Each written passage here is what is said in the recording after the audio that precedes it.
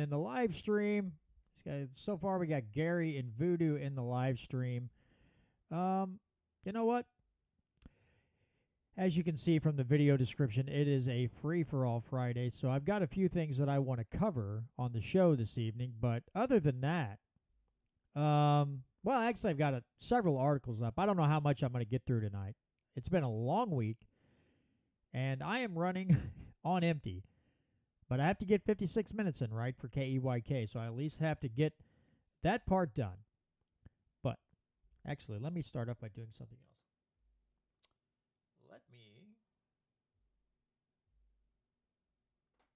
me format the SD card. That way, I don't want to glitch. I don't want any more glitches like I had a couple weeks ago. Have a guest going in the live stream and into the board and complete audio failure. I don't need any more of that. So, uno momento, por favor.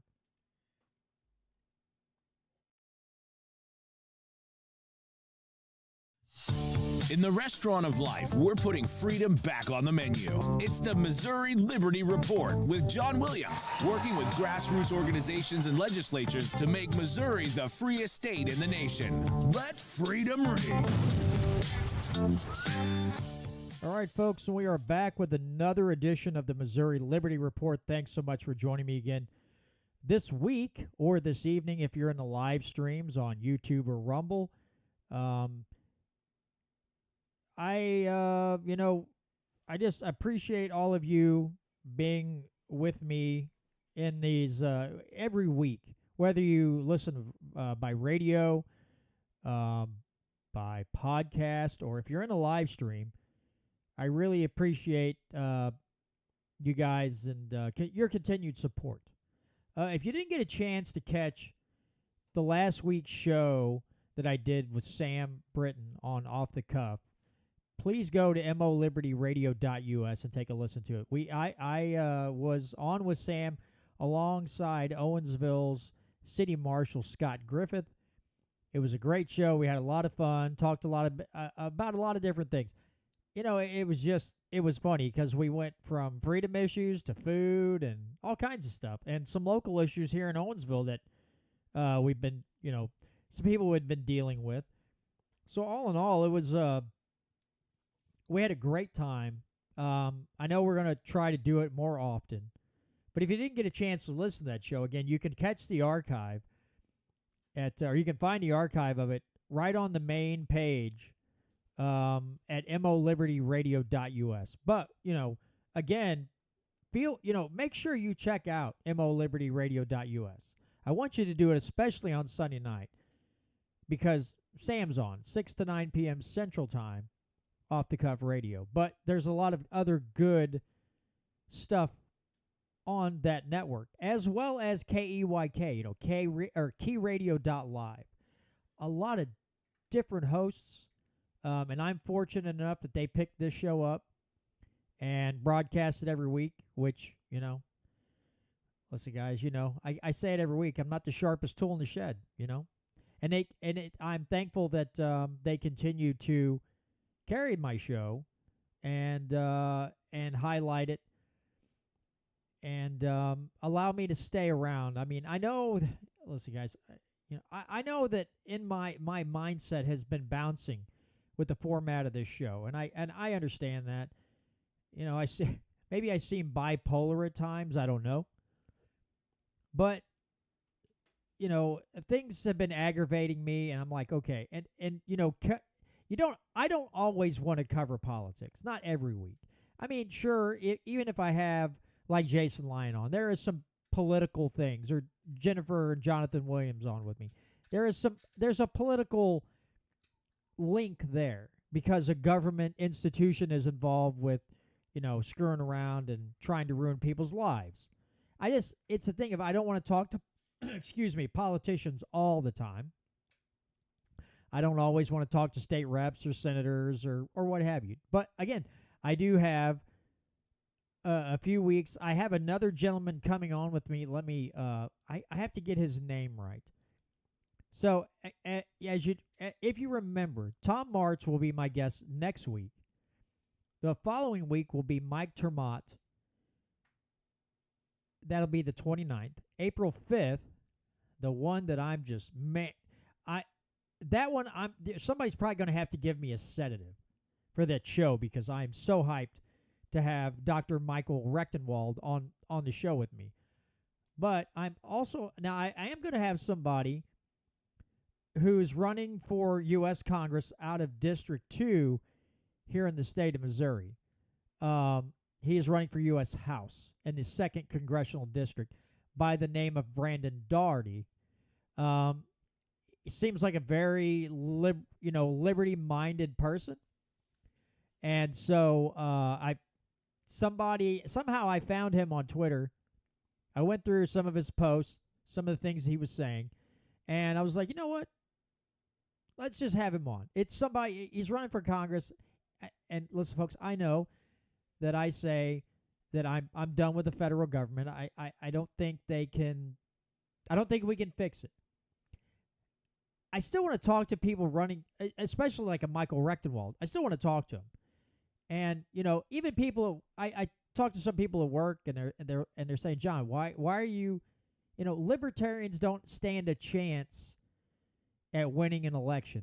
That's the overall mentality. It's not unrealistic, right? Because the duopoly has a firm hold on everything. The game is, and the system is tilted towards the duopoly. Republicans and Democrats. They've set themselves up a very nice system, and they set it up in order to try to keep other people out. Here's the way I'm looking at it. Okay? And maybe this is naivety. I don't know. Right? I don't know. But the way I'm looking at this is if someone like Michael Rechtenwald would poll high enough that he was on the debate stage, that people could hear the message that Michael has. That's what I want.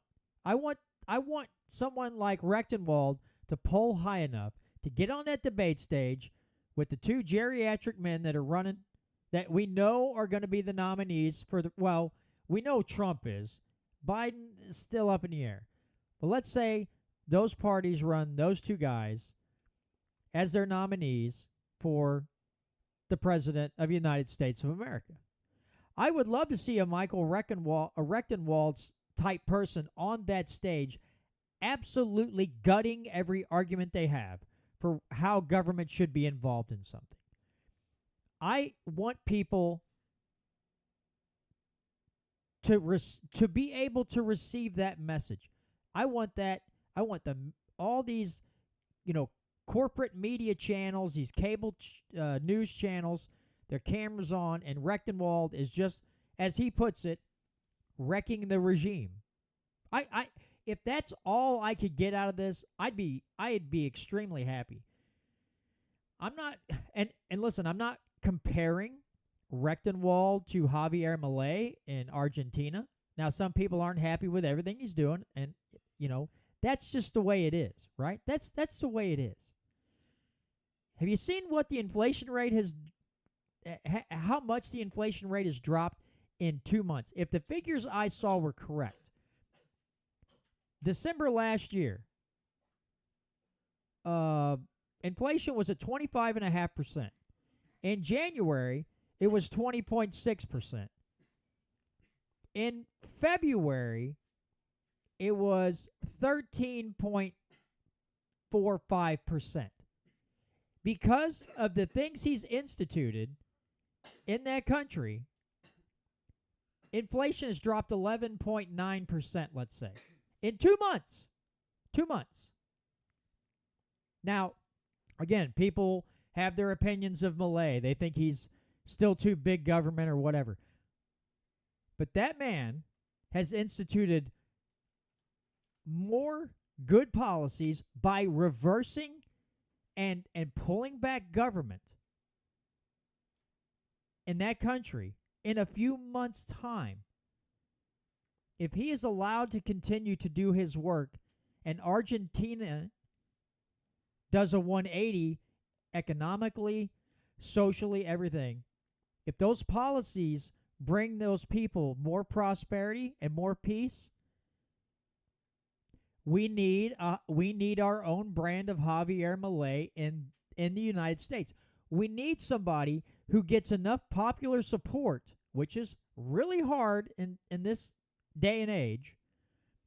But we need a Javier Milei type movement in this country. We need someone that gets popular support, who is just a fiery type of person, a Ron Paul type, if you will. Okay? But we need that again here in the U.S. Now, again, I get it.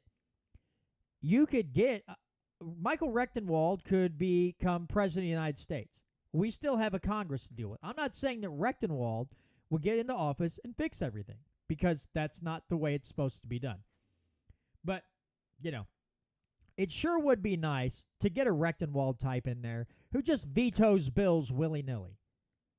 And then Congress gets, all eyes are on Congress. If that's all I could get, I would be happy. But I would just like people to be able to hear the message that he has. Go on YouTube, or look up the Tom Woods Show on any podcasting app, or look it up on YouTube. Listen to the interviews with Dr. Rechtenwald. He understands the Marxist mentality and the progressive mentality because he's worn the freaking t-shirt. The guy knows exactly what's going on, because his mind used to fit into that box. And now he's out. He's went the complete opposite direction. He went from progressive to libertarian. He educated himself. He started reading books by, all the big names, the Rothbards and all these different names in the libertarian circles, and came to an understanding that what he had been doing and the way he was thinking were really, really off base. And that he understands the flawed mentality he had, and now he's pushing the opposite direction and working hard to bring an understanding to people about what the progressive mind virus, the woke mind virus, does to people and what it really stands for. He has a complete understanding. He was a professor in a university in New York.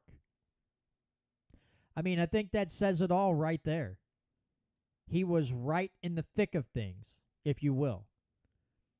So I absolutely cannot wait for this interview. But again, I'm trying to, is there a huge possibility that would happen, that he would get on the debate stage? No, because I think they would just keep moving the goalpost to keep him away. So it falls on the people to hear the message from him and to spread the word. And that's all I can ask for. And by having him on my program and him being gracious enough to come on, because, again, people, I don't go around pretending I'm some big shot podcaster. I'm small fries, I'm nothing in this podcasting world compared to a lot of other folks. But he's going to give me an hour and a half of his time. I get an hour and a half to sit down and have a conversation with this guy.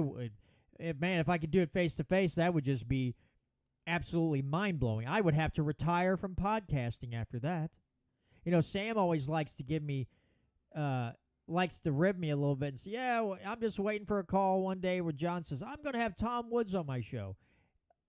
I doubt that would ever happen. But let's say it did. I would have to retire after that. I don't know how I'd get any better than having someone like Tom Woods on my show. I would just have to be like, okay, that's it, folks. I have to retire now. I've reached the pinnacle. I can't get any better than what I just did. Good night. But that is something to work towards. We just have to. The channel will grow if it. I believe this podcast will keep gaining listeners and keep gaining viewers, and we'll get the message out. Certainly, having guests like Rechtenwald will certainly help that. But that's not why I'm doing it. I'm not doing it to gain viewers and subscribers. What I'm doing is I want I really want people to hear him speak. I really want people to hear him and his life story, just from the time he was a New York professor to now. I think people will find it fascinating and very inspiring. Also, April 13th down in Springfield, Missouri. Let me pull this up because I need to again. I want to be correct in what I tell you. I don't want to get on here have to next week make a correction because I'm, stupid, or I have a geriatric moment. But I know Tom Martz has it on his Facebook page because I comment. Okay, so April 13th, which is a Saturday, there is a call to arms in Ozarks Conservative Convention. It will be going on at the Eplex Center Hall in Springfield, Missouri. Now there are 3 guests that are going to be there. I've heard of 2 of them. I know a lot of you will have heard of the first one, and some of you will have heard of the third one because he's been on my show several times. So KrisAnne Hall will be there. A William Federer will be there. He's a historical speaker and author. And then third, a friend of the show, Robert Brown, who does videos for the John Birch Society, will also be there. And so I am looking very forward to, I'm hoping I get to go. It shows that it's $25 if you buy a ticket online and $30 at the door. I'm hoping I get to go. I sent Robert a message today telling them that I'm hoping that I can make that convention because I want to hear him speak because he's super smart, super knowledgeable. We know KrisAnne Hall is this William Federer. I'm sure if he's in with those 2 others, he's got to be able. He's knocking it out of the park as well. But I've just always, after having Robert on a few times on the show, I've really wanted to see him and be able to shake his hand and meet him face to face. So I'm hoping to make it down there in April to that convention. It's from 2 to 8 p.m. But I'm really hoping I can make it and get a chance to sit and chat with Robert for a few minutes if he has the time. But it should be a great convention. I think Tom Martz is also thinking about going, so hopefully I'll see Tom over there, and I can hang out with Tom at the convention. So that would be an extra great time because then there'd be somebody I'd know there and get to hang with during that. So something I'm looking at doing, and again hoping to meet Robert face to face, get a little time, shake his hand, and get to just hang out with the guy. Because now, if you go on, he has a series on YouTube called the Constitution is the Solution, and then he's got, if you look up the John Birch Society on Rumble, there's several videos that he's done that the John Birch Society puts on their channel, and it's some great stuff. Like I said, very knowledgeable guy, super nice guy, but I can't wait to meet him in person. And he said, hey, I'd be happy to.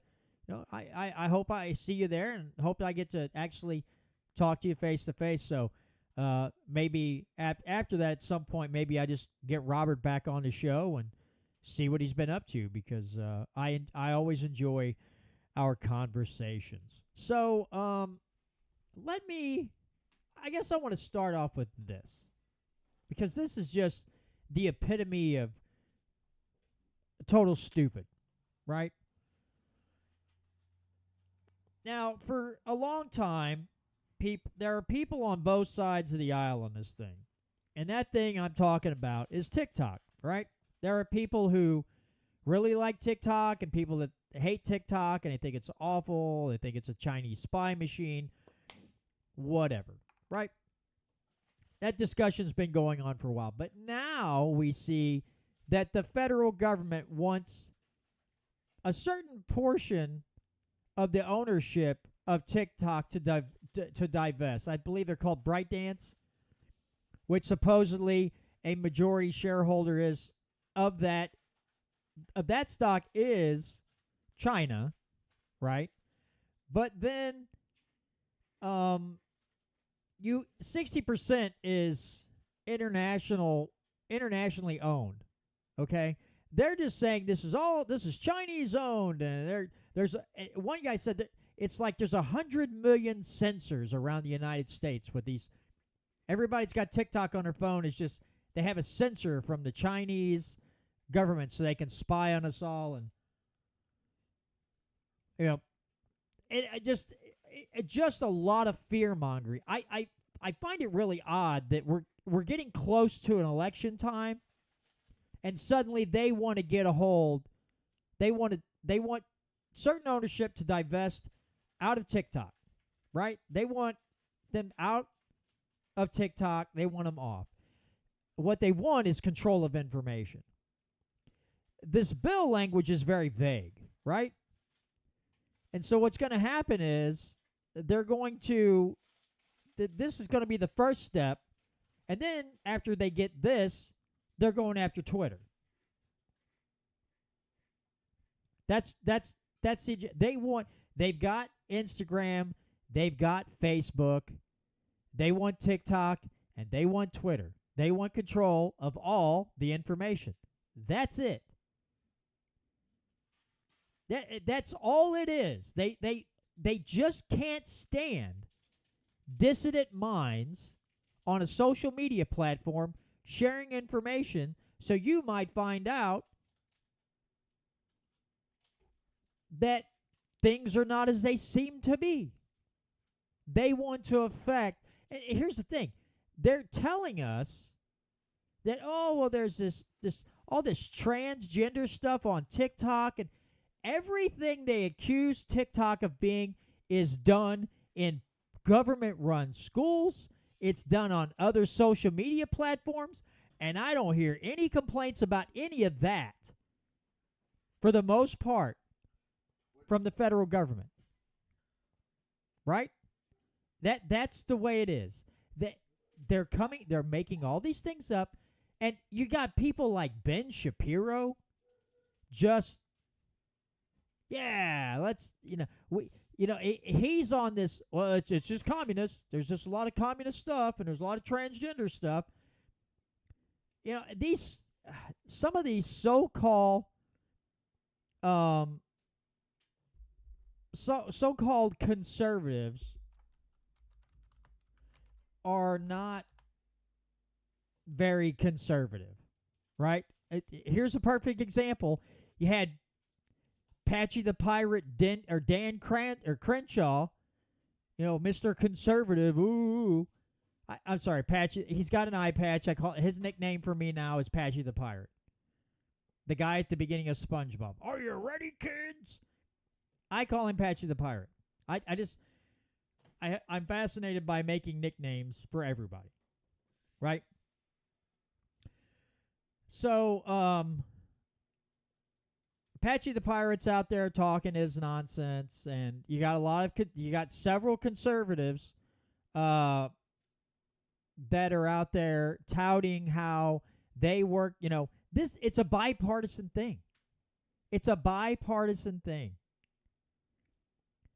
This bill got in quickly, and for the most part, besides people like Thomas Massey and Rand Paul and some others who understand that the First Amendment doesn't have certain things that aren't covered,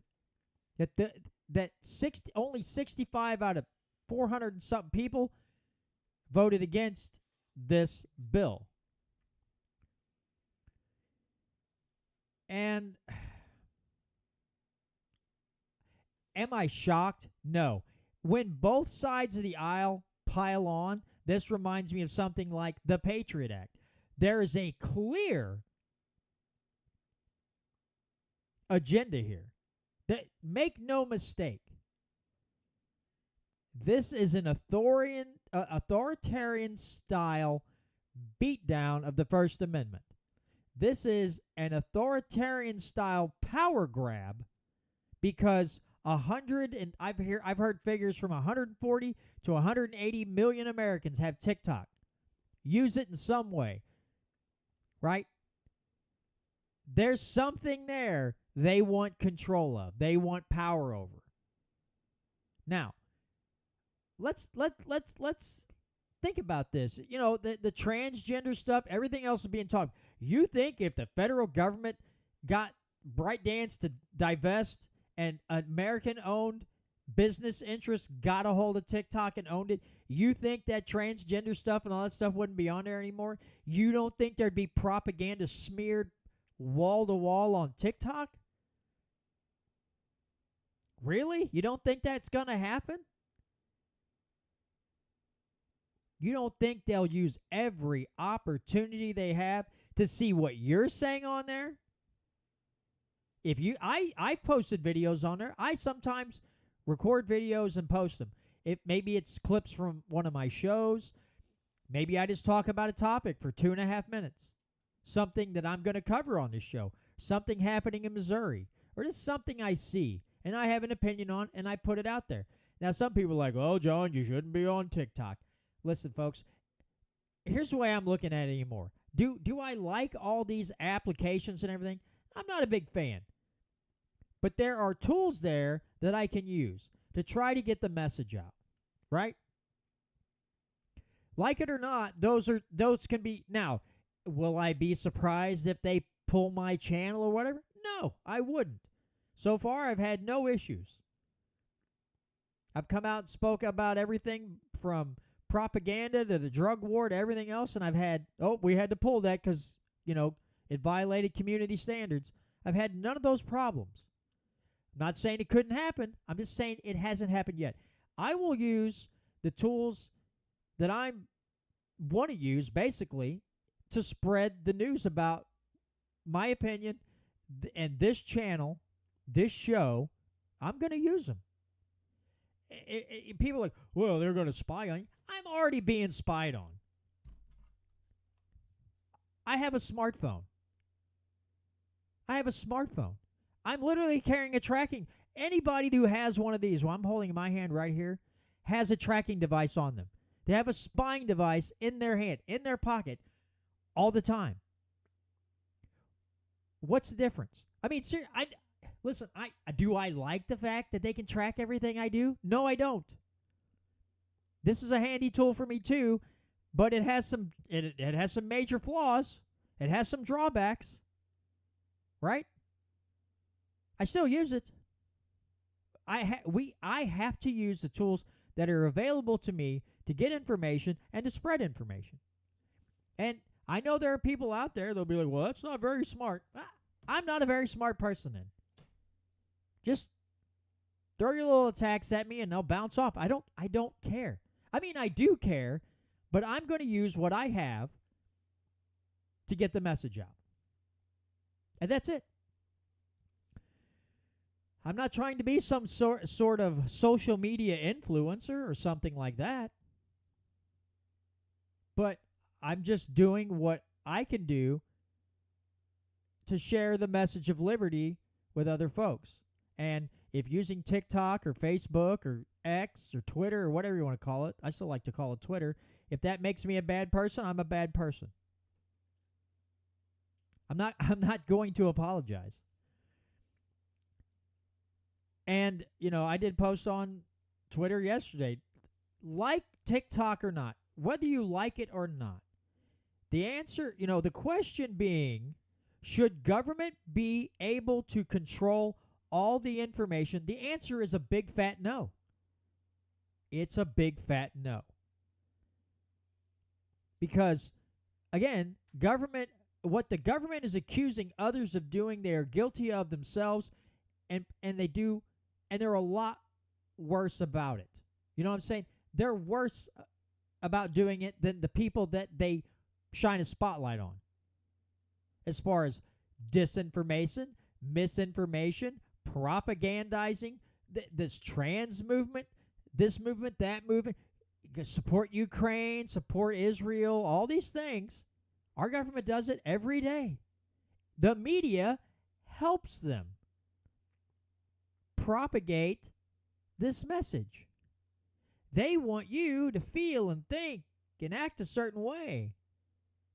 They do it every day. They're just mad that somebody else isn't under their thumb. They can't squish them down and put them in their place because the government knows best. And so I'm just when I heard it, I was like, well, here we go. It's here comes Uncle Sam. Remember Mighty Mouse? Here I come to save the day. And then there was that movie Liar Liar with Jim Carrey, where somebody comes in and he's like, here she comes to wreck the day. That's the feds. Except instead of she, we just say, here they come to wreck the day. The federales are on their way. You know, whatever. That's what it is. That's how it is. When you get bipartisan support of a bill like this, again, like the Patriot Act, now we have this. This is a clear and present danger to the First Amendment of the Constitution. This is a clear and present danger of your natural right to communicate your thoughts and opinions with other people that is unfiltered, unchained, not washed through some filters by the AP or Reuters. This is your opinion, your honest, humble opinion on subject matters that matter the most to you. There are people in D.C. and in state governments too who don't want you to have that ability. How dare you talk bad about us? We're just trying to keep you safe. We're just trying to do what we can for the old red, white, and blue. Well, I can look at the federal governments. Hell, I can look at Jefferson City and see a whole lot of fake conservatives. A lot of folks that I thought were, I can trust these people, I've lost complete and utter faith in, for the most part. Maybe a little trust, but a lot of that has been stripped away. A lot of that has fallen away because I've seen the actions of some, the way they vote on things, and then they secretly just massacre a bill, and then they're just like, oh, look what we did. Yeah, you had a decent bill, you let it get murdered. It came back in your chamber, and like, now you get to say, oh, look what we did. It's an election year. I need the approval of people so I can win a higher elected office.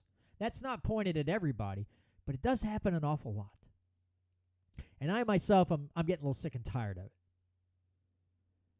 So I've lost a little faith in people. And sooner or later, as time draws closer to elections, see, I'm not really name dropping right now.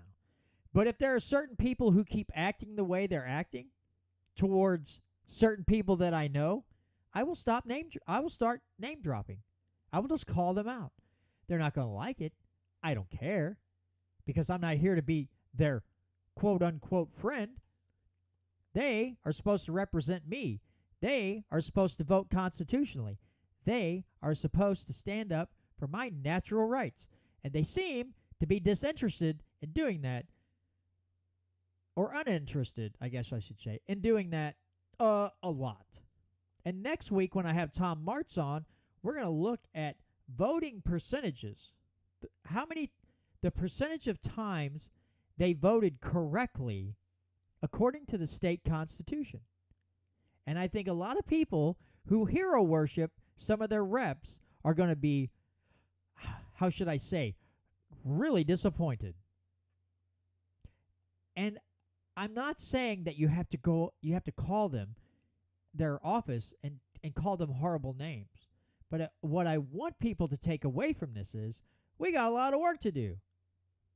We have to be very careful who we elect.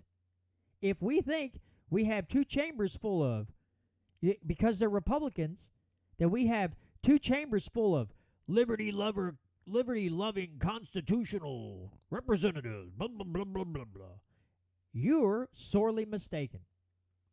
And there's some people that I thought I got along really well with. And You know, I've had I'm not going to name drop yet, but I'm going to say it, and some people will know. I've had people who will told me they would come on this show to talk about some really powerful information, and then when I try to get them on, I don't hear anything. Now, again, I've spoken on this before. I'm done. I'm not going to call and beg for these people to come on. If they don't want to come on my show, they have to say to me, John, we really don't want to come on the show. I wouldn't take that personally. I'd be like, okay, cool. Thank you for being honest with me and upfront with me and telling me the truth. Not crickets, and then you want to act like my friend when I'm around you. So I don't have time for that anymore. I have old man brain now. I get off my lawn guy. I don't have time for that. No time at all. Nor the patience. I work 5 days a week. This show I do once a week. I'd love to do it 5 days a week. I'd love to make this my career. But that's just not possible right now. But I'll tell you this, when I have the opportunity to call people out because they're being very fake, and we see the way they're voting, and they say they're one thing, but they're voting another way, I'm going to say something about that. I'm gonna say some stuff. People aren't gonna like it. Pull out your tissue, wham, wham, wham. I'm done with the whole nonsense. But, and this goes for Jefferson City, and this definitely goes for Washington, D.C. And this vote on the TikTok ban is showing a lot that these Republicans that people keep voting for love their big government. Love it. Adore it. Want more of it. Just can't seem to get enough big government. And they want to use things like democracy and communism. You know, they just want to keep the Cold War going. We got it with Russia. We got it with China.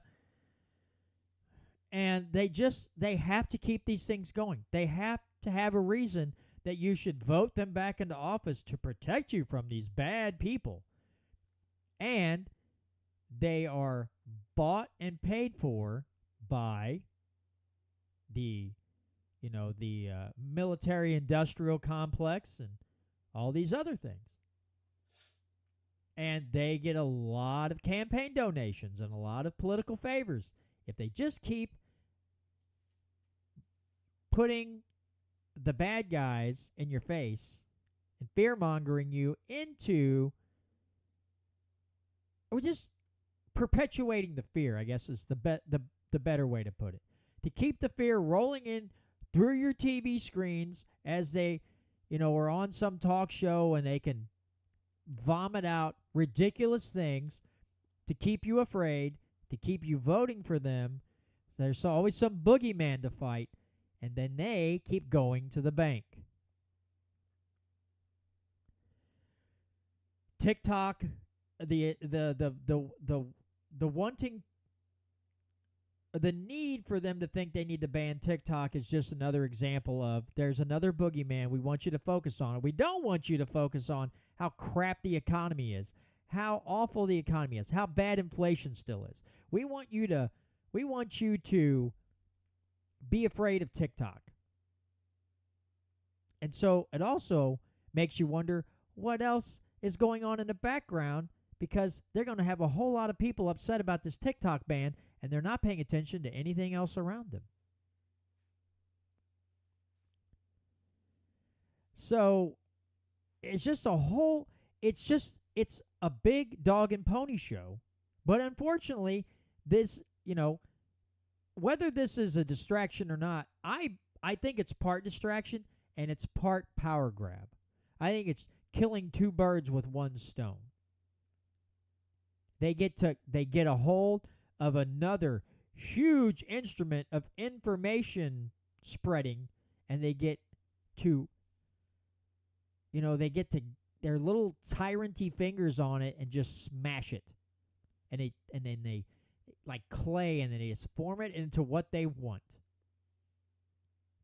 And then they will start going after other social media sites and things like that because they're going to have this kind of a blanket approach to this. They're going to paint with a broad brush. Now, Facebook and them, they're not really going to face anything. Twitter, TikTok, there'll be some others. They're going to start hammering them.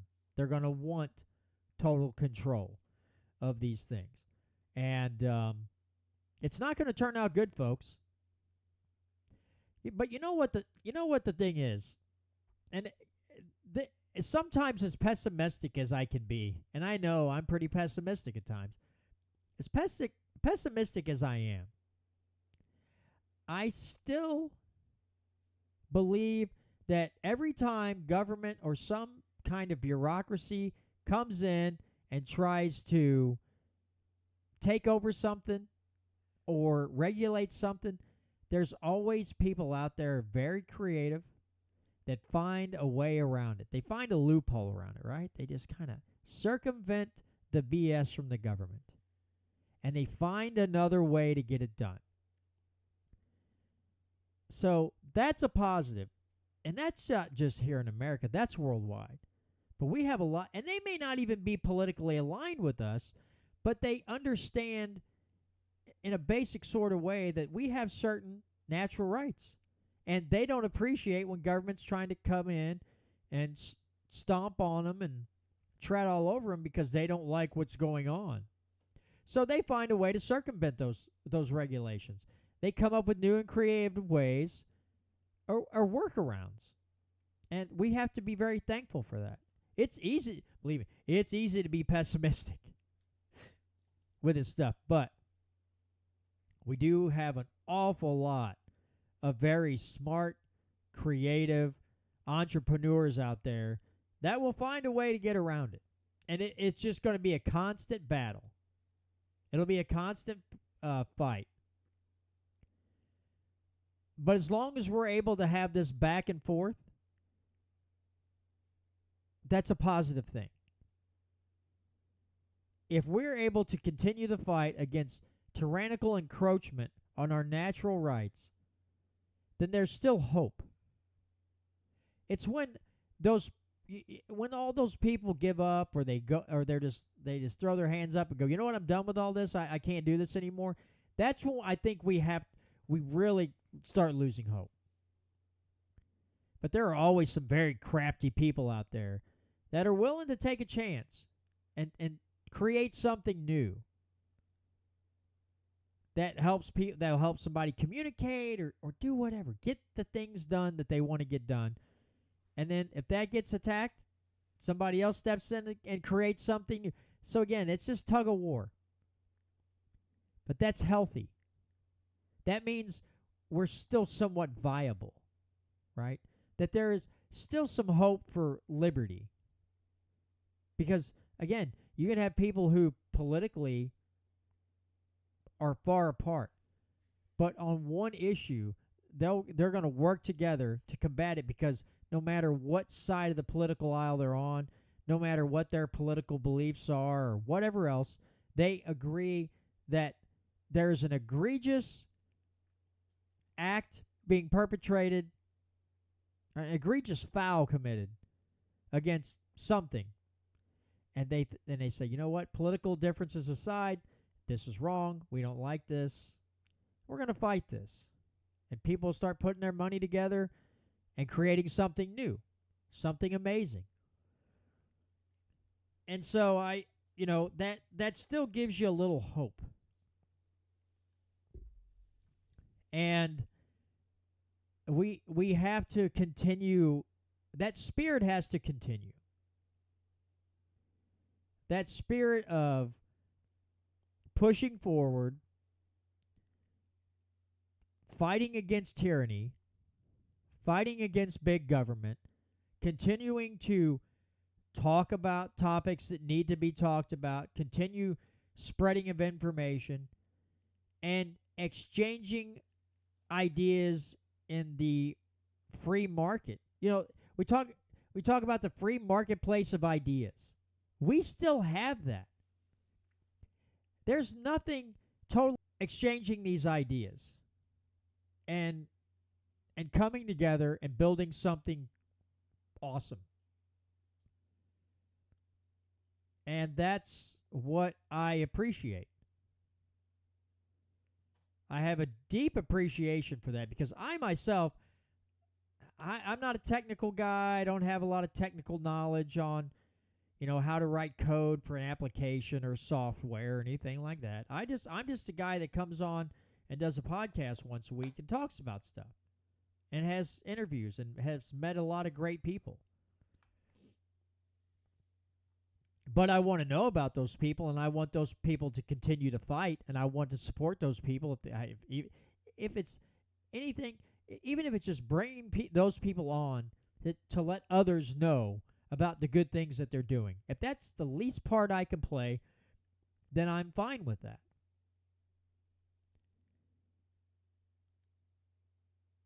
So we have that going for us, but we also have to be very aware and stay informed when the feds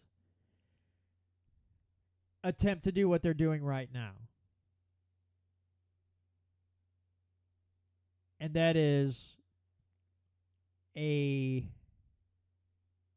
complete and utter domination of something in our lives that, a majority of the people use. Social media is one of those things. These websites and applications, the government wants control over all. We've seen it coming. Do you remember the Twitter files? And these journalists uncover, Elon Musk turns over everything, says this is what they were doing. And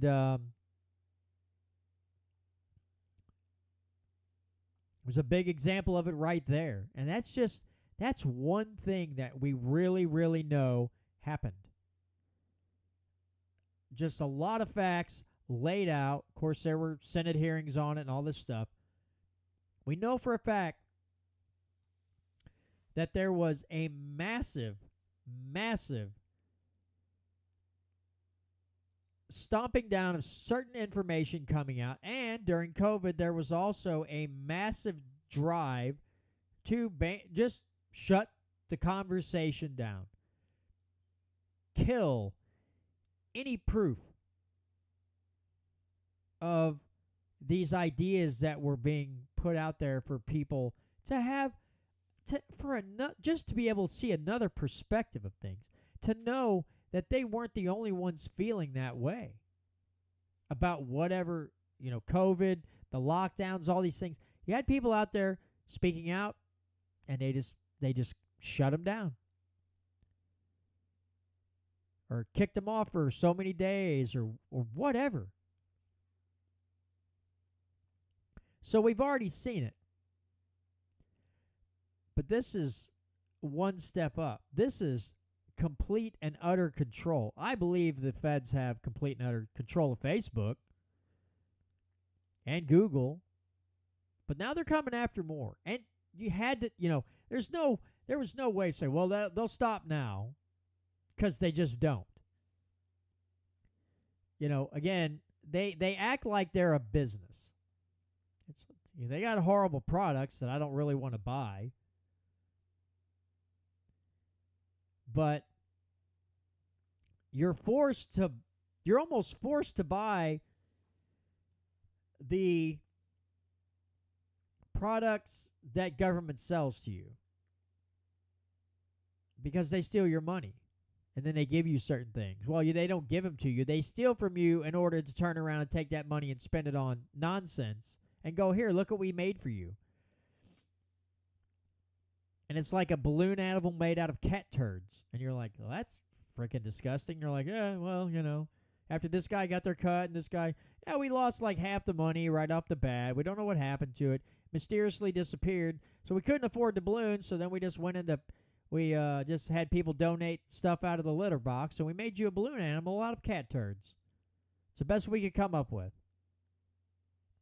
Like, oh, well, can I just keep my money? Oh, no, you can't keep your money. But next month, we'll send you another balloon animal cat turd. Limited edition.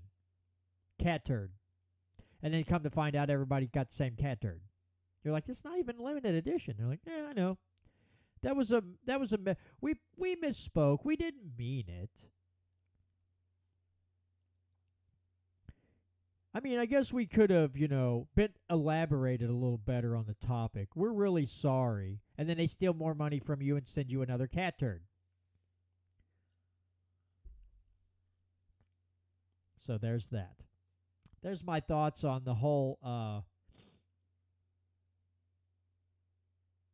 TikTok banning or whatever, or the trying to force them to sell that percentage to some U.S. I'm sure if it does sell to U.S. based companies, that there are a whole lot of people in Congress that'll have stake or stocks in that company, so they're looking to make another windfall. So not only will they be able to propagandize you better than TikTok can, they'll also make a boatload of money off of it. Yay. Gary Wright says, boycott Tyson Foods. They are in the process of laying off all legal American workers and hiring 52,000 asylum-seeking immigrants. I had not seen that. I'll have to look that up. Let me see if I can find a quick article on that. Okay, let's see. Tyson Foods to hire asylum seekers. That was... Okay. Oh, wow. Here we go. Daily Mail Online says Tyson Foods boycotted as it sacks. Now, what year? Let me see the date on this is. Oh, this is from today. Tyson Foods boycotted as it sacks 1,300 staff at Iowa pork plant and offers job and lawyer packages in bid to hire 42,000 asylum seekers in New York. There you go. Angry shoppers are boycotting Tyson Food Products as the $53 million meat firm shutters plants in Iowa and elsewhere while hiring thousands of asylum seekers at job fairs in New York. Campaigners are urging consumers to stop buying Tyson products amid its wave of closures of poultry and meat processing plants across Iowa, Virginia, Arkansas, Indiana, and Missouri. They point to Tyson's effort to hire thousands of asylum seekers in New York, offering $16.50 an hour wages and free immigration lawyers, accusing the firm of ditching U.S.-born workers for cheaper migrant labor. America First Legal, a conservative action group launched by former Trump administration officials, warned Tyson that it could be breaking the law by favoring foreign-born workers over America. Or over Americans, excuse me. It is illegal under federal law to discriminate against American citizens based on their citizenship in favor of non-citizens of any kind when it comes to employment.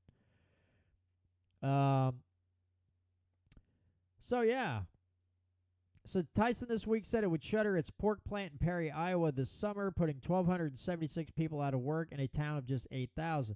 About half of the plant's workers are understood to be Latino, according to local news outlets. Last May, Tyson Foods closed 2 facilities in Virginia and Arkansas that employed more than 1,600 people. In April, it announced plans to cut 10% of corporate jobs and 15% of executives. Plants in North Little Rock, Arkansas, Corydon, Indiana, and Dexter and Knoll, Missouri, are set to end operations in the first half of 2024, following a 0.8% slump in the company's sales between 2022 and 2023. Tyson, meanwhile, has moved to hire more of the asylum seekers who headed to New York and other cities after entering the U.S., seeking to fill undesirable jobs amid a low unemployment rate of 3.9%. Says the meat packer already employs about 42,000 immigrants among its 120,000-strong U.S. workforce and seeks to boost this by cooperating with the Tent Partnership for Refugees, a nonprofit, among other efforts. We would like to employ another 42,000 if we could find them. I bet they would. Executives offer pay starting at $16.50 an hour with paid-for immigration lawyers and other perks. A large portion of new hires are going to come from refugees and immigrants, so we're now in the business of strategically thinking that through.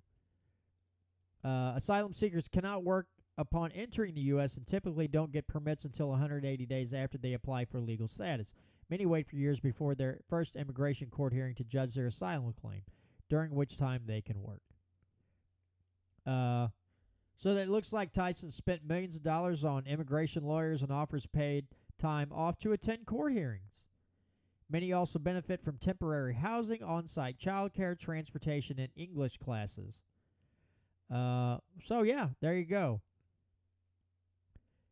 There you go. And I'll tell you this, folks, as we see the what they call the migrant crisis, which is just media terminology, nice speak for a mass influx of illegals, and God knows what all's going to become of this, but I can tell you it ain't going to be pretty. All right, for those of you in the KEYK audience, thank you so much for joining me again this week on the Missouri Liberty Report. Make sure you tune in for the next month after. I've got solid guests joining me on the show, talking voting scoring records to two libertarians seeking the presidential nomination from the Libertarian Party, and I believe another libertarian who's running for the second congressional district in U.S. Congress. So should be some great shows. I hope you join me. Have a great week, everybody, and we'll talk to you all next week. All right, moving on. But yeah, okay. I want to say this because this is not a pitch for unions. Okay, this is not a pitch for unions. I am not gonna make this.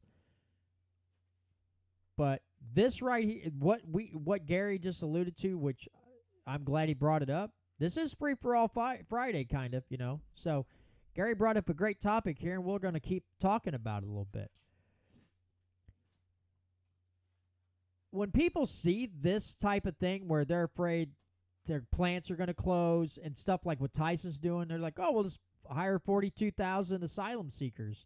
We'll fork out millions of dollars to pay for their legal fees so they can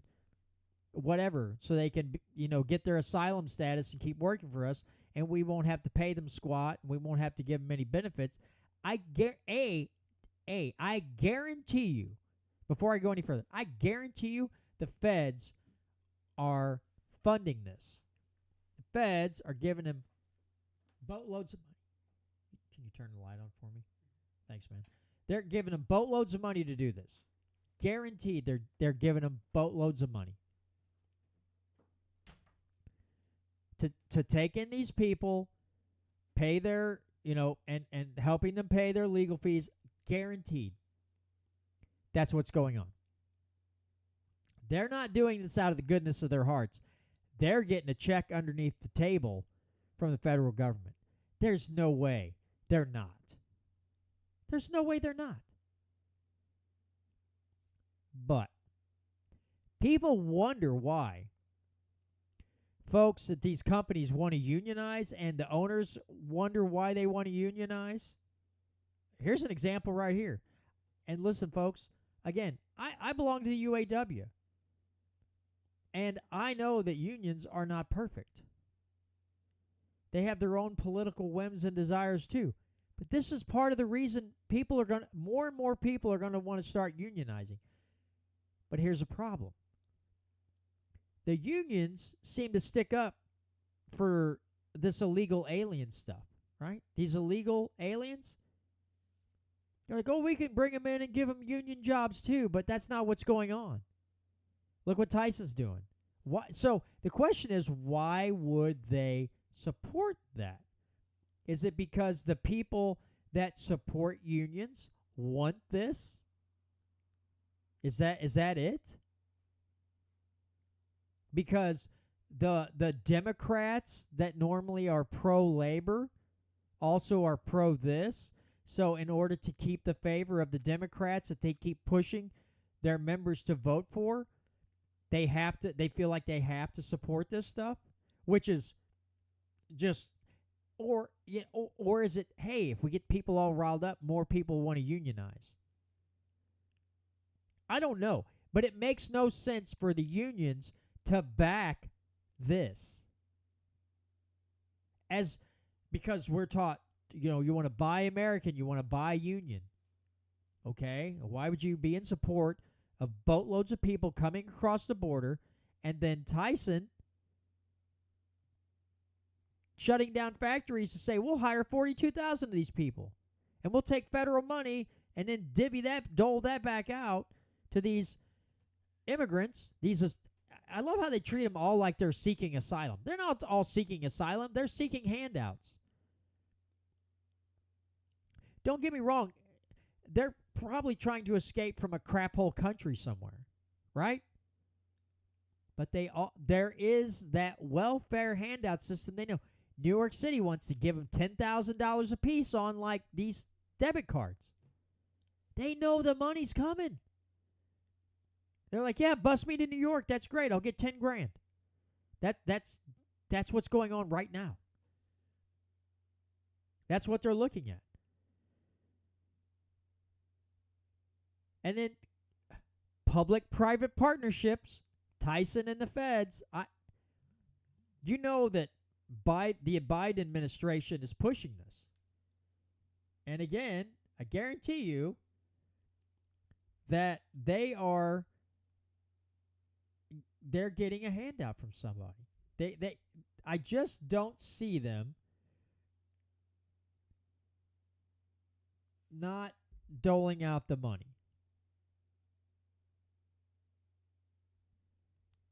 And they're going to do it to a lot of other places.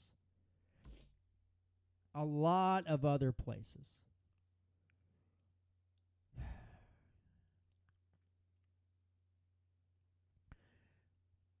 Again,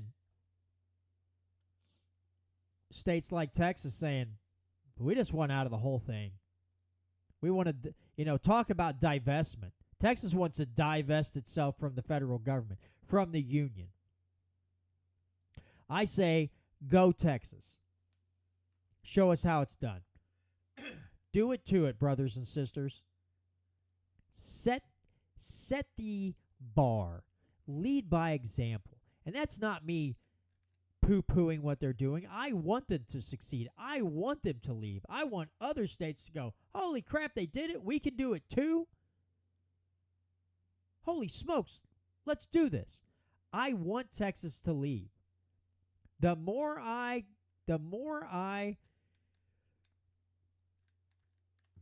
look at that situation, look at what they're doing, I really want them to do this. I really want it. I want them to divorce themselves nationally from the federal government, and I want to see that economy in that state just blow up. I want the proof out there that it can be done, and not only can be done, that you will know more peace and more prosperity because you are not anchored down by a system that it doesn't want to admit that it's collapsing under its own stupidity, its own weight, its own horrible foreign policy, economic policies, social policies, everything it's doing. It's collapsing in on itself because of reckless financially suicidal or financial suicidal behavior, a suicidal foreign policy,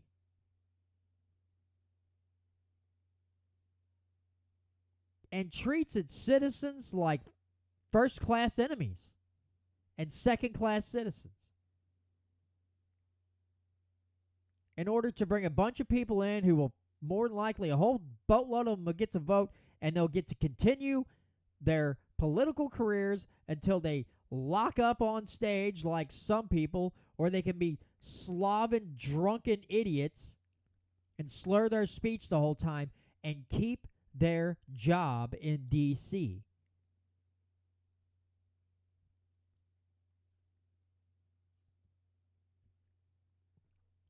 You know, I listened to Tom Woods interview Dave Smith the other day. It was a great show.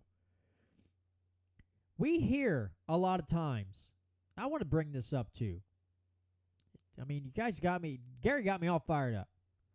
It's like, hey, he gave me tobacco with extra nicotine, or somebody gave me a double espresso shot coffee and the caffeine's got me always fired up. Thanks, Gary. But every 4 years, we hear this is the most important election of our lifetime. Every 4 years, we hear this. It's the same thing. This is the most important election of our lifetime. They love to pump that up. But, folks, it is getting to that point. It is getting to the point where the elections, I would say, the most important and most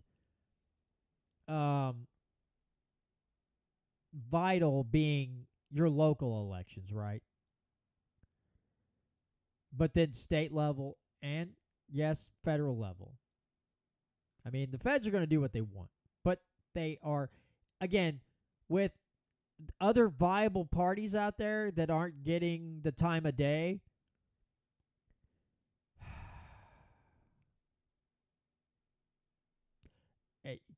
We need to hear the message of good, solid liberty lovers. But the elections are becoming more and more and more important. Missouri, yes, for state offices down to local school boards, very, very important.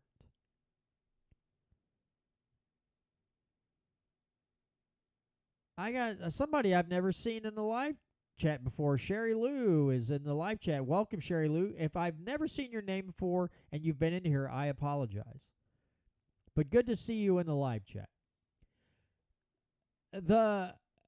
But these elections, like I said, school board elections, city council, your city mayor, your sheriff, your governors, your state reps and senators, these elections are becoming so important.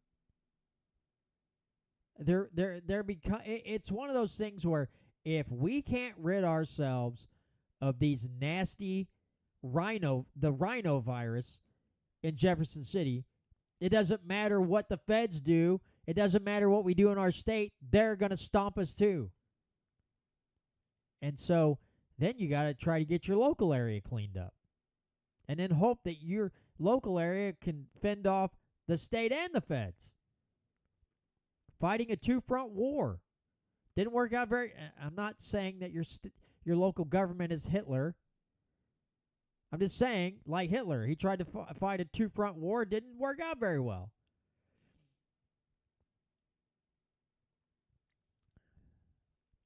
But, I believe this year's elections, governor races, state reps, state senator races, attorney general, secretary of state, all that. These are vitally, and then again, if you have, like in April, if you're voting for mayor, voting for your alderman, voting for school board, voting against school bonds, whatever.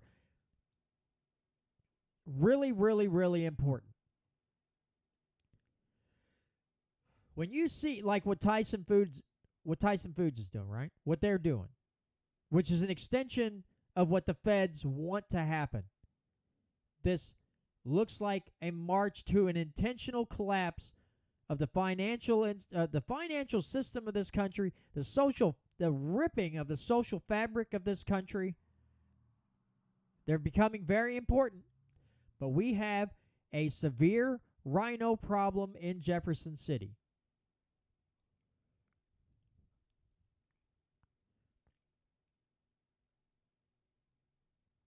A severe rhino issue.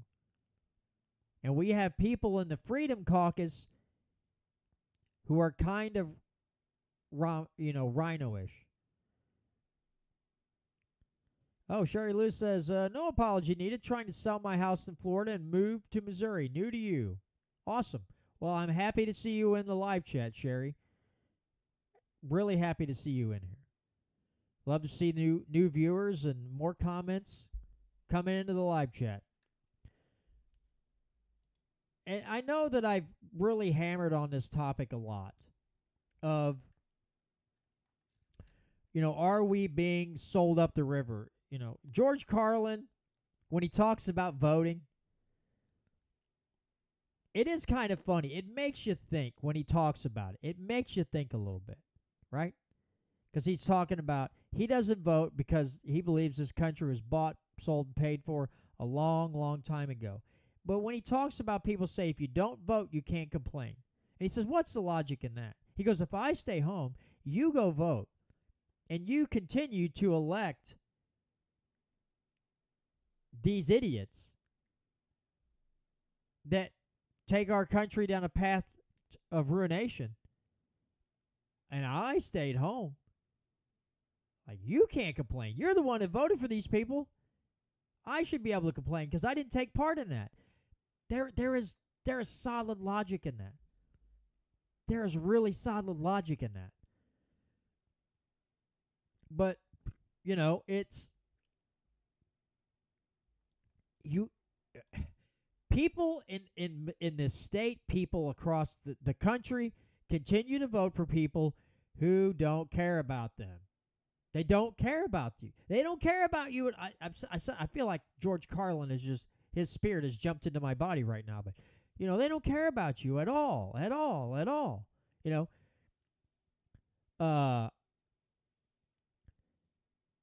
It's, when they talk about the club, it's a big club and you ain't in it. And they're always beating you over the head with the big club, telling you what to believe, what to buy, what to buy, how to think, what to believe.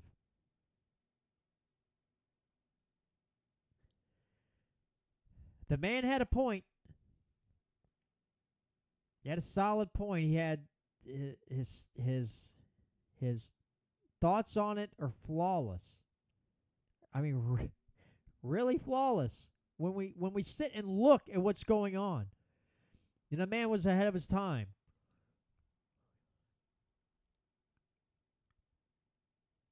But we've got, in Missouri alone, we've got a heck of a battle.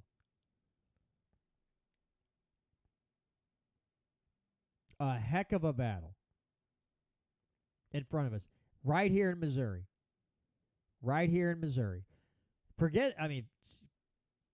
Take the federal government and the elections and push those aside. In Missouri, we have a heck of a hill to climb. We have a heck of a battle to fight. Because the people keep voting for Republicans or so-called conservatives who act like Democrats, who vote with Democrats 50% of the time, 60% of the time, 40% of the time on things that are not conservative issues. And it just, you sit back and you think, okay, where are all these people coming from? Who's funding them? And then you really take a deep dive in, and you go, oh, wow, this is awful, right? This is terrible. This is horrific. So as much as we want to beat up on the federal government, and rightfully so, we look around and see all the things that are going on. You go to the grocery store, you go buy groceries, and you're like, holy, you know what? What is going on here? Then you look in Jefferson City, and you see the same dumpster fire on a smaller scale, staring you right in the face. And I don't blame this on grassroots, because some of these grassroots organizations out there are working like mad to educate people on what is going on and how to remedy the situation. What politicians probably need a different job or need to find a new line of work. They don't need to go up the political ladder. They don't need to do any of those things. They just need to go away. It's like you don't have to go home, but you can't stay here. That type of thing. We have a lot of those people who don't have to go home, but they can't stay there at the Capitol. They have to go reside somewhere else. Go bug somebody else. Take your big government policies and go try that somewhere else. Like, how about another country or a different state? At the minimum, a different state. Maybe a different country. If this is the way you're going to act. If you're going to act like a jackass and just vote us into debt and they want to raise the budget again in the state of Missouri. They want the budget to go up again.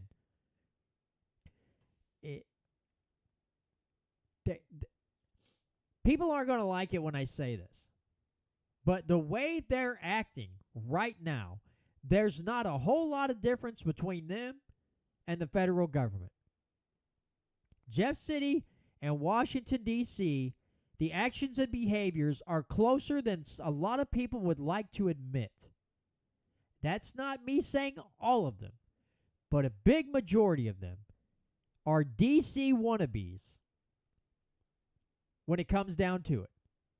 When it's all said and done, we have a bunch of, maybe that's what instead of calling them rhinos, we should call them D.C. wannabes. Because they'll tell you one thing, and they'll do the opposite.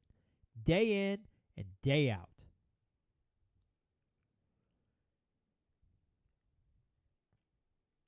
Now, Wilderness Gal has got a point. She says, I've lived all over the country, and Missouri is still one of the most free states out there. And that is true. But if we don't fix the rhino issue, I don't know how much longer we can make that claim. But I can't put that on grassroots. I can't put that on them. I put it on uneducated voters. The uneducated masses who choose to vote what makes them the most comfortable. Name recognition, the letter behind the name, because it's not the other party. That's our problem. We can blame it, for weeks, for months on this show. Now, part of this is their fault. Blame stuff on leadership, right? Leadership. I blamed it on leadership. Plocker, Patterson, Rowden. I'm sorry. Plocker the Blocker, Patsy, Rodent, and a Laughingstock.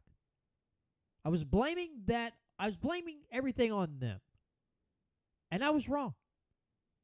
We can't just blame it on leadership, I think Tom Martz said the people that want to just blame all, like the representatives up there, the senators that just want to blame everything on leadership, maybe need to take a look in the mirror. He's right. He's absolutely right. And there are a lot of folks in this state who continue to elect these D.C. wannabes, right? The D.C. wannabes that also need to look in the mirror.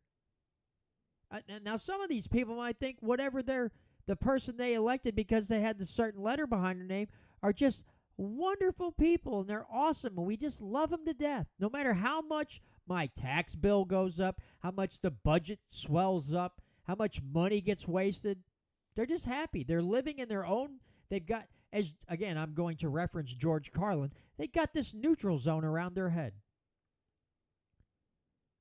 The cheese fell off their cracker a long time ago.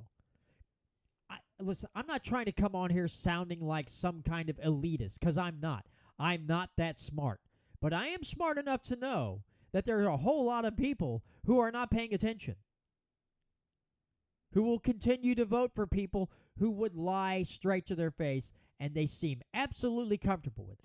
If you point out the flaws, they'll run cover for these people. Because at least, if it's a Republican, well, at least they're not that Democrat.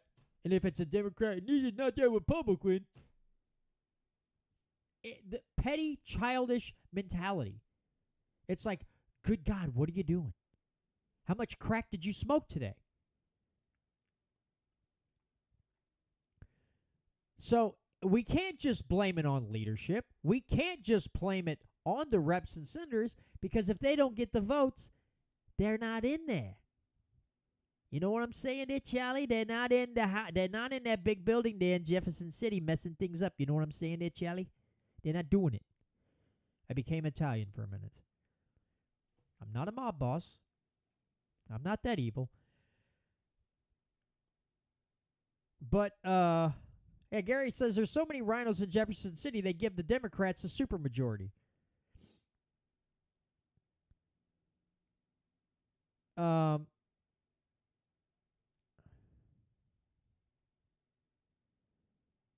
Yeah. Wilderness says, John, big hugs. I like you heaps, but you don't even recognize the con job, Travis Smith. Well, I've been seeing some stuff on Travis. He's a good guy, but yeah. I'm not gonna run cover for him. I'll have him on the show and he can talk, but I'm not gonna run cover for him either, Wilderness Gal. I will not. I'm not running cover jobs for anybody anymore. Not doing it. Not doing it. I'm just, I'm done. No, I mean, if I ever cut, I don't want you guys to think that certain reps are just going to get a pass from me. That is not, if I seem that way, that is not. I will allow people to come on this show and talk, and I will not beat them up. Because I never want to be that guy. I don't want to be like the pundits on TV, the talking heads that have screaming matches on their show for the entertainment value. I will allow people to come on here if they want. I will ask them questions. They will answer it, and then I'll let them go on. If they set their own trap, great. If they don't, I just allow them to talk and we go on. There are some reps that I really enjoy talking to, and Travis Smith is one of those guys. I like talking to the guy. He's a hoot. But do I trust him fully? No. Mike Moon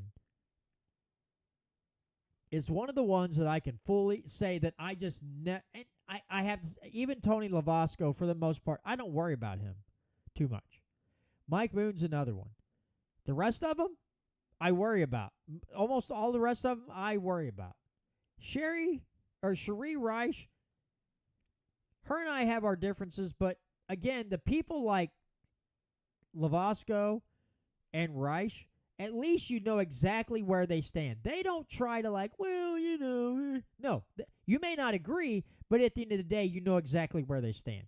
And I have much more respect for somebody like that than some squishy, stick your finger in your mouth, put it up in the air, play the political wins type of people. I don't have time for that. Again, I don't mind talking to someone and we disagree on a premise.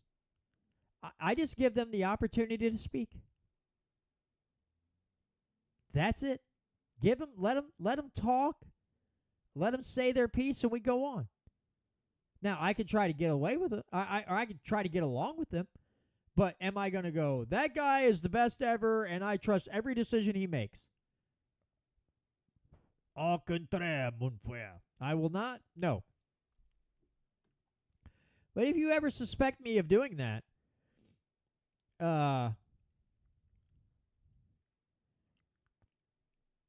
you let me know. If you think, hey, John, it sounds like you're running cover, I want you to tell me, hey, you sound like you're running cover for that guy. I want you to tell me. And then we can have a talk about that. And I'll be like, maybe I was. Holy crap, I need to watch what I do. I don't want to be that guy. I don't want to be the person. I was doing that for a little while. I was. I'm not doing that anymore. After one of my good friends was treated at that Capitol, that pretty much did me in on that. Or of even trying to formulate an excuse. Nope. Done. Said Travis Smith lies a lot. You should have heard him when the locals asked him hard questions at a recent meet and greet. When the questions got hot, he cut it short and went to a business meeting. Oh. Also think he's two-faced, possibly trying to infiltrate grassroots. Interesting. Interesting. I'll keep that in mind. Thank you, Wilderness Gal. And see, again, folks, that's part of the problem with me doing what I do. Because I'm not that intelligent, and I've been sucked into some BS before, and now it seems like it's pushed me the complete opposite direction. Where there's sometimes I should trust somebody, and I'm like, can't quite do it. Now I'm going the complete opposite direction. The opposite direction. And sometimes I probably go too far. I know people weren't happy when I decided to say, hey, I'm just backing away. And it wasn't anything that the Missouri Freedom Initiative did. It wasn't anything to that effect. It wasn't, I don't like these people anymore. It wasn't any of that. But I found myself, again, running cover. And I'm just better, for this show purposes, I'm better off solo, not tying myself to a group. And it's not because I don't trust you guys, or I think you're shady and maybe you're a little off kilter. No, I love you guys. You guys have been nothing but extra nice to me. But when it comes down to it, in all honesty, I am just better as a solo guy. I don't mind hanging out with people. But as far as what I was doing, I just don't think that was the right fit for me in the end. I had to sit down and I had to step back, look at everything, look inward and go, I like the people. I like the people of the organization for the most part. There's a couple I'm like, For the most part, everybody that I've met they've been amazing people, and they're passionate, and they're caring, and they're kind. And it's just that when it was all said and done, I was like, I have to step back, because I have to feel at the end of the day that I can say whatever I want, and I am not hindering the progress of any organization that's out there pushing for stuff. If I'm up there with the group, and then I come in here on Friday and I start hammering them, and they hear about that, they're going to be like, wait, that guy was with those people, and he was acting all friendly, and now he's on his show firing shots. So I figure if I just come on my show and fire shots if I want to, and I'm not say I'm with the Missouri Freedom Initiative all the time, that allows you guys the ability to go do what you do, and I don't show up with you, and it seems like I'm playing both sides or something. You know what I'm saying? I just don't want to do that. So I just I think I'm better off kind of soloing this whole thing. I shouldn't say the whole thing. I love to have you guys along for the ride. And I love your input, and I love your continued support. But as far as the show goes and me tying myself to something else, I would love to be a member of You Are the Power. But I wouldn't want to go down to like I'm their spokesperson. Every week it's only you. I wouldn't even want to do that. I wouldn't mind spreading the message a little bit and helping out financially where I can or whatever. But I don't want to be a spokesperson for a certain organization or certain group, because then it takes away from things that I want to do. And that's not fair to myself, and it's not fair to people who like the show. So, this route seems to be the most comfortable for me, and we'll keep going that. And hopefully you guys keep coming and enjoying the content that I put out, and we're all happy at the end of the day. Something else I wanted to bring up. One of my coworkers was telling me about this. They saw this online, and so this comes from Greenway Magazine, and Greenway. Ha ha ha ha ha ha. So the title of the article is "Expect Your Marijuana Packaging to Change Again. DCR restricts use of common marijuana terminology on packaging." Now, a lot of people out. I just said a lot of you people like I was just being condescending, and I didn't mean it to sound that way.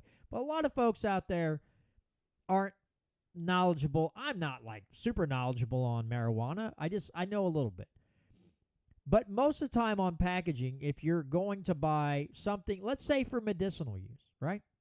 Or recreational, but I think this, I guess it could be for both, but I'm looking at this from the medical side, right? The Missouri Division, I hate this name.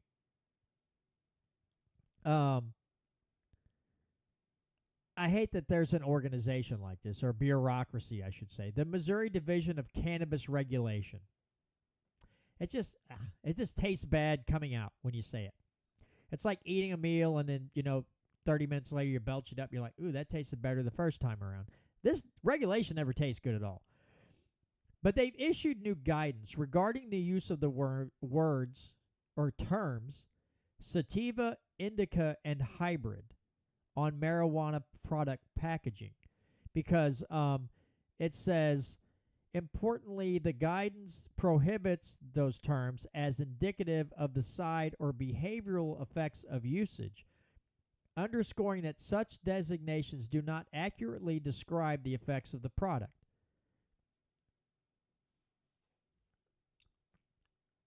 Listen, for those of you who don't know the difference, you probably don't.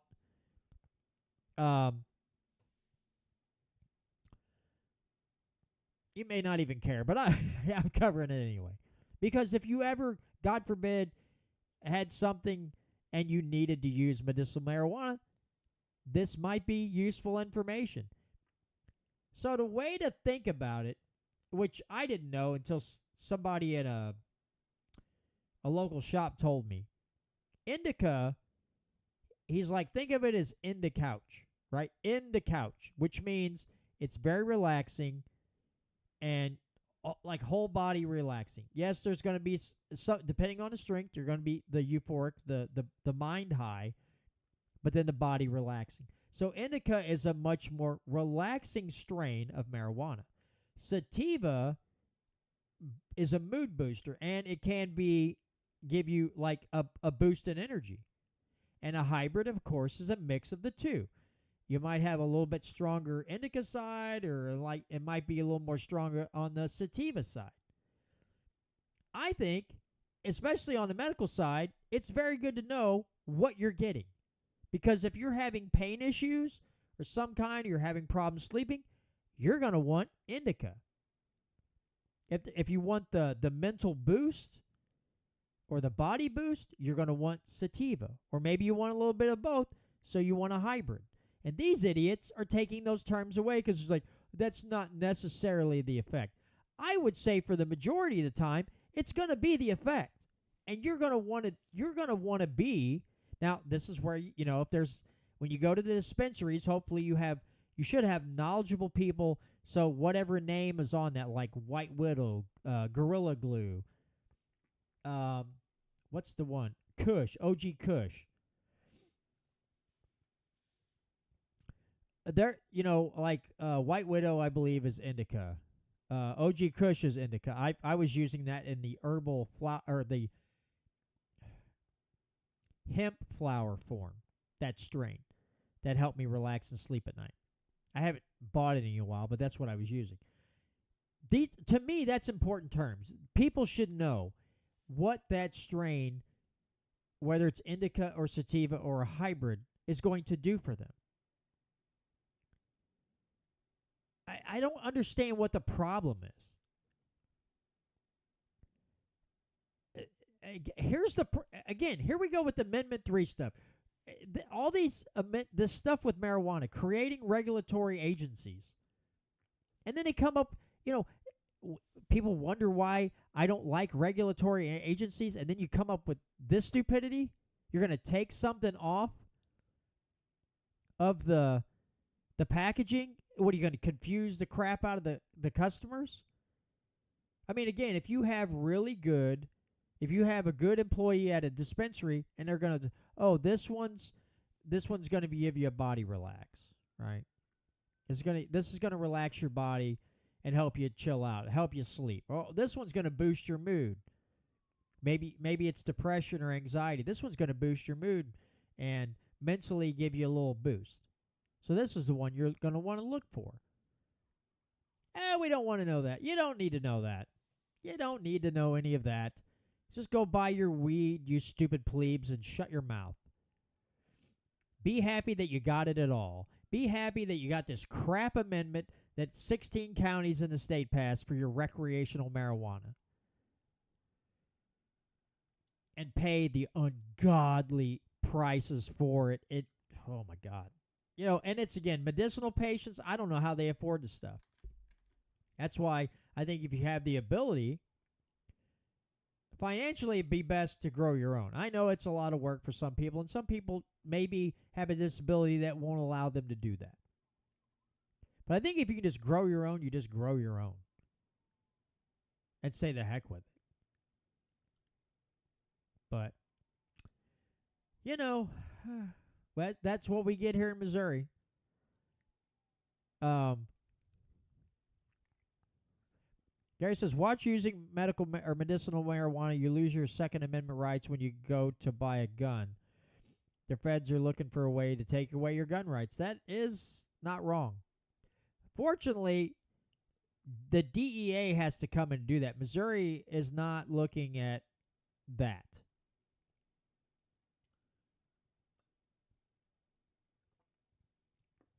Missouri's not looking. They're not in like Hawaii. When Hawaii passed medicinal marijuana, anybody that went out and got a medicinal license and the state knew they had firearms, they sent them a letter. You turn your firearms within so many days, like 30 days or 90 days or something like that. So some states are saying, you got guns. We know you got guns. And we know you smoke herb. You're smoking the devil's lettuce on top of that, and that violates federal law, so turn in your guns. In Missouri, the DEA would have to enforce that. So a DEA agent's going to have to go out his way to take your guns from you because he knows you have a medical card. I don't think that's going to happen very often. I mean, at some point, as the DEA, or I'm sorry, not the DEA, the ATF, you know, what they're doing with FFL licenses and what they're doing to these gun store owners and everything. I could see at some point, yes, but they don't have enough employees right now to just go around and do this.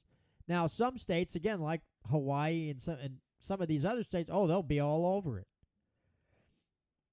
And they're like, we'll happily help you enforce that god-awful law. But Missouri does not seem too keen on enforcing that, the federal side, that federal law that says if you have a medical marijuana card, you can't have firearms. Which is,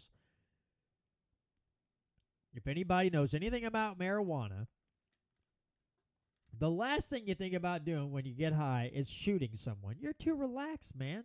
You're too chill. You're just kind of out there, man. You're just like, wow, I'm going to eat this whole tub of ice cream and fall asleep, man. I don't want to hurt nobody, man. I just want to hang out and chill out and have a good time. You know what I'm saying, bro? That's the weed.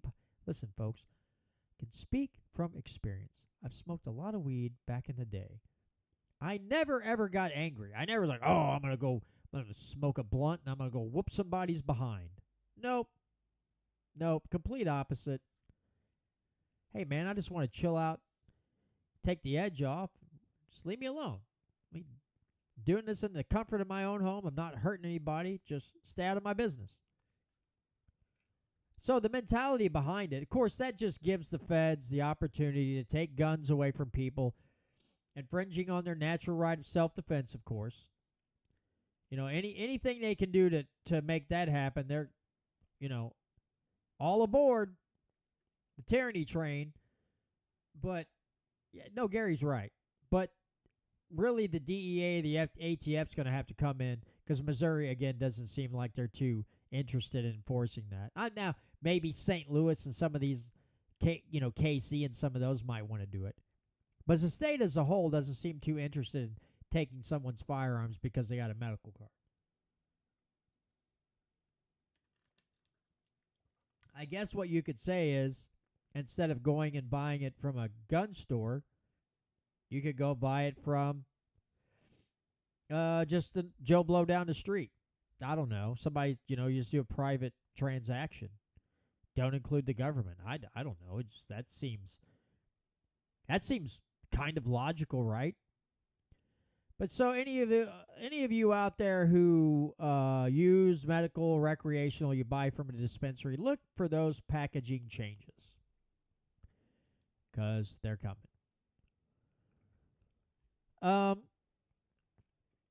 So I'm gonna touch on one other thing. There is a good bill. Holly Jones and Jamie Gregg have bills out, 2690 and 2691. Basically, they are proposing that when a child is placed into 24-hour protective custody due to suspicion of child abuse, custody cannot be extended if a parent or other authorized guardian presents proof that contradicts the allegation of abuse, such as medical issues that we're seeing in Georgia, right? We have the Sullivan family, we have the Timms family, we have the Hernandez family. Sullivan family, I think, has been covered a little bit. The judge has said they are going non-reunification for that family right now. The child has Lars-Eller syndrome, and it's been proven, and the judge is still like, non-reunification here. They're pressing child abuse charges. So there are a couple bills in Missouri that says, hey, if you can prove that there is a medical issue here and that these kids aren't being abused, you can't take them away from the family and extend custody to the state for a period of time while you dredge up abuse charges. So that's a positive thing that we'd like to see here in Missouri. I don't have a problem with that bill. If it's not creating a bureaucracy and it's just simply stating, hey, the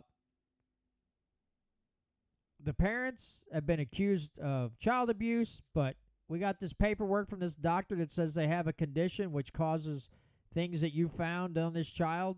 So, you need to give the kids back to the family.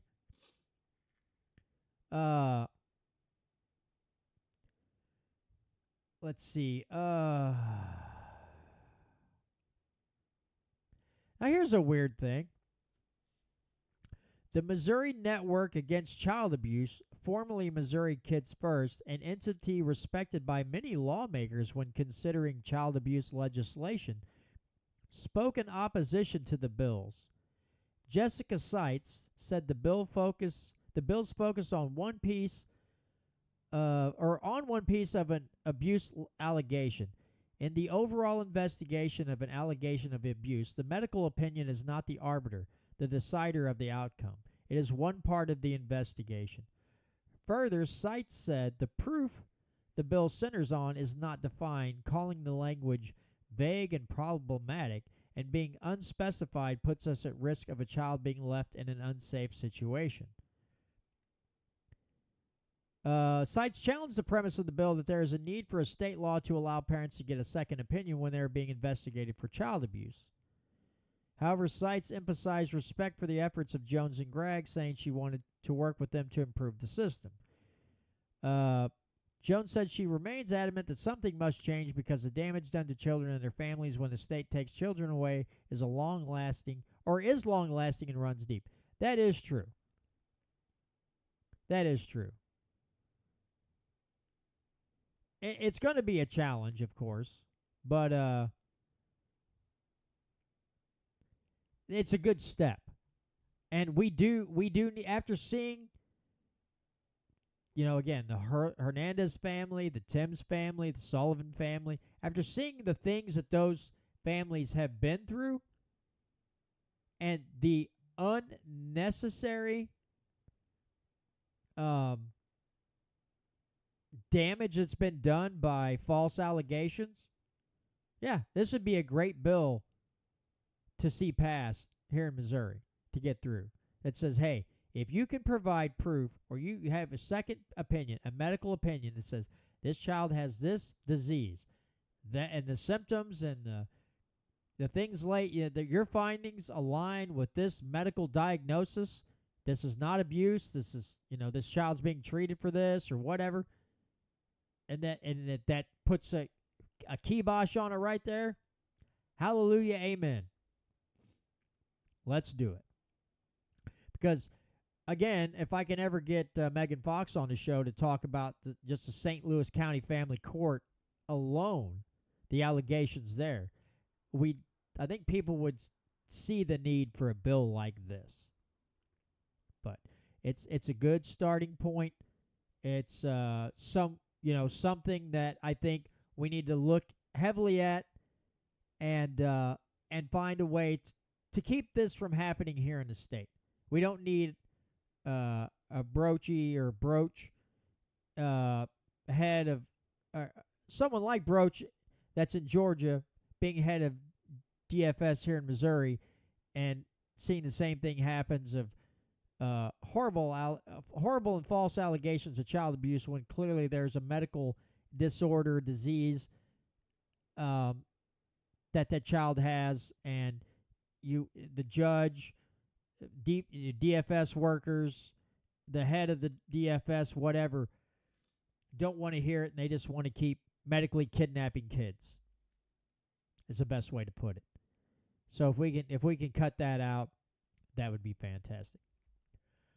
All right, folks. Well, that's going to do it for this week's edition of the Missouri Liberty Report. Thank you all for being here with me tonight in the YouTube and the Rumble. So Wilderness Gal, Gary Ride, Sherry Lou, John Doe. I know Voodoo Queen was in here. Ace was in here. So thank you all for joining along with me tonight. Misty Atkinson was also in here. Thanks for being in the live chat, keeping things lively, and then Gary getting me all fired up with the Tyson Foods thing. That was much needed. That gave me a little boost to help me get longer in the show, and then I just kept flapping my gums for what are we going? Hour and 50 minutes. But yeah, thanks to all of you. Again, next week I'll be joined by Tom March. We're going to go over the vote scoring percentage-wise as voting with the Constitution of the state of Missouri. The week after that will be Mike Termott from the Libertarian Party. April 5th will be Michael Rechtenwald. And then April 12th will be Brandon Doherty. And then I think Kirby Lane and I will be doing a show. I messaged her a week or so ago, and sometime in April, Kirby Lane will be back on the show with me to discuss, all types of things Missouri. Haven't had Kirby on in a while, so I extended an invitation to have her back on the show, and she said that she would be willing to do that. So that will be good stuff. Also, for those of you in podcast land especially, make sure you check out MOLibertyRadio.us, especially on Sunday nights from 6 to 9 p.m. Central Time, with Sam and Trish Britton and Off the Cuff Radio. Also, the other radio station that carries me, KEYK out of Lake of the Ozarks, KeyRadio.live, KeyGatheringPlace.com. You can find a lot of good shows there, as well as a lot of good content and shows on Missouri Liberty Radio. Again, MissouriLibertyRadio.us, KeyGatheringPlace.com, KeyRadio.live to check out a lot of other good shows, a lot of other great information and content that you might not hear on any other network. And I would appreciate you all showing some love if you can. All right, folks. Well, that's going to do it for this week. Looking forward to next week's conversation with Tom Martz and have shaking things up a little bit and getting people to maybe snap out of their comas a little bit as far as their state representative. And thank you, Wilderness Guy. Yeah, tomorrow my daughter is having her baby shower. So I will be there with the camera to document and post pictures later. And it looks like, folks, April the 4th. The baby would come out breech. The baby decided to put its butt down, and it hasn't turned. So they have set a date of April 4th to take the baby C-section. And so it looks like April 4th, my granddaughter will be joining us. And then everything's going to change, man.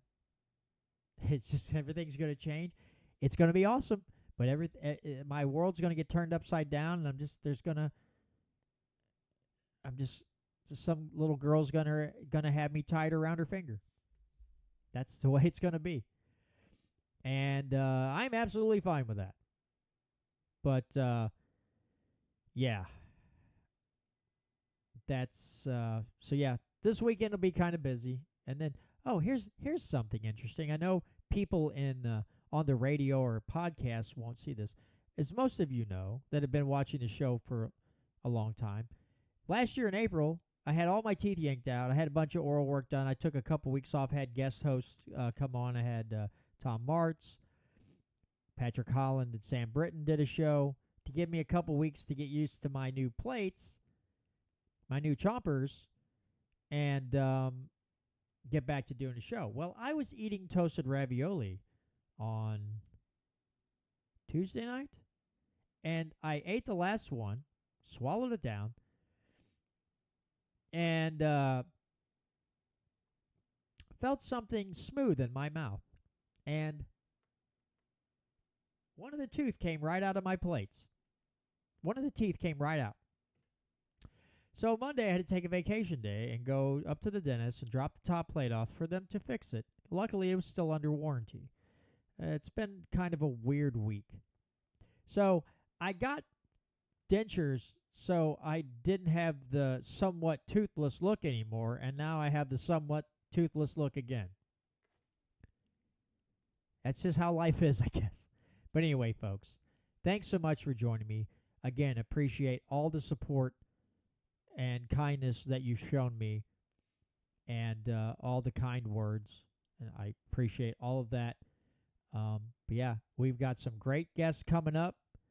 It's going to be an adventurous next 4 weeks, and I can't wait to share these guests with you and share this information with you, because it's going to be a lot of fun. But anyway, folks, take care. Have a great week, and we'll see you next Friday right here on the Missouri Liberty Report.